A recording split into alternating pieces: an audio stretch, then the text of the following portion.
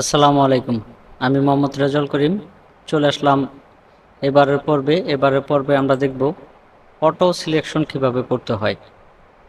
তো এর আগেই আমি এই তিনটা টুলের কাজ দেখিয়েছিলাম, যে অবজেক্ট টুল কিভাবে কাজ করে এবং লেসো টুল কিভাবে কাজ করে এবং ম্যাজিক টুল কিভাবে কাজ করে।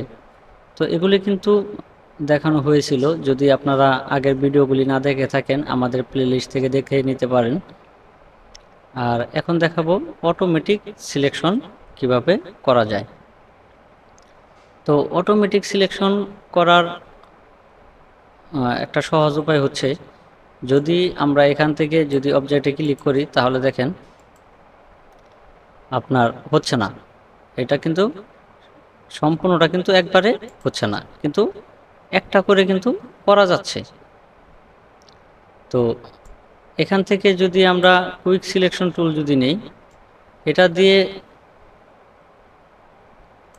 হয় কিন্তু ওরকম ভাবে হচ্ছে না।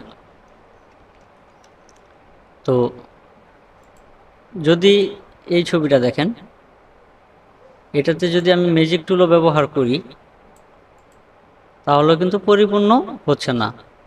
আবার আমি যদি এখানে রাইট ক্লিক করে যদি সিমিলারে যদি ক্লিক করি তারপরেও দেখেন এখানে কিন্তু পরিপূর্ণ হচ্ছে না।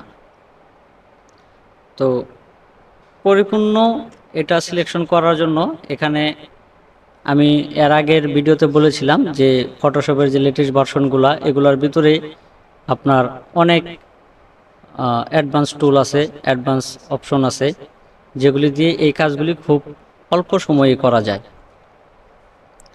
এজন্য আপনাদেরকে কি করতে হবে, উপরের যে মেনু বার আছে এখান থেকে সিলেক্টে যেতে হবে।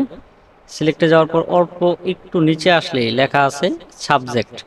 সাবজেক্টে যখন একটা ক্লিক করবেন দেখবেন যে সাথে সাথে এটা সুন্দরভাবে সিলেকশন হয়ে গেছে। দেখেন এত নিখুঁতভাবে সিলেকশন হয়েছে, এআই টুলের মতন অনেক নিখুঁতভাবে। এই যে এখানে আরেকটা ছবি যেটা আছে এটাতে যদি আমরা একটা ক্লিক করি দেখেন এটা কিন্তু ওইভাবে কিন্তু হচ্ছে না।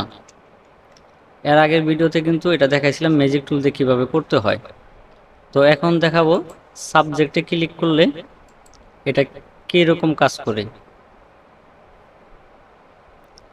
হ্যাঁ, এখানে কাজ করেছে, কিন্তু সাবজেক্টে ক্লিক করার পর ভিতরের অনেক জায়গা আছে যেখানে সে ধরতে পারে নাই। তবে সাবজেক্টে ক্লিক করলে আপনার যদি আপনার ফটোটার চারপাশে যদি ব্যাকগ্রাউন্ড থাকে, স্পেস এরকম যদি ফাঁকা ব্যাকগ্রাউন্ড থাকে, তাহলে আমি দেখেছি যে সাবজেক্টটা খুবই সুন্দর কাজ করে।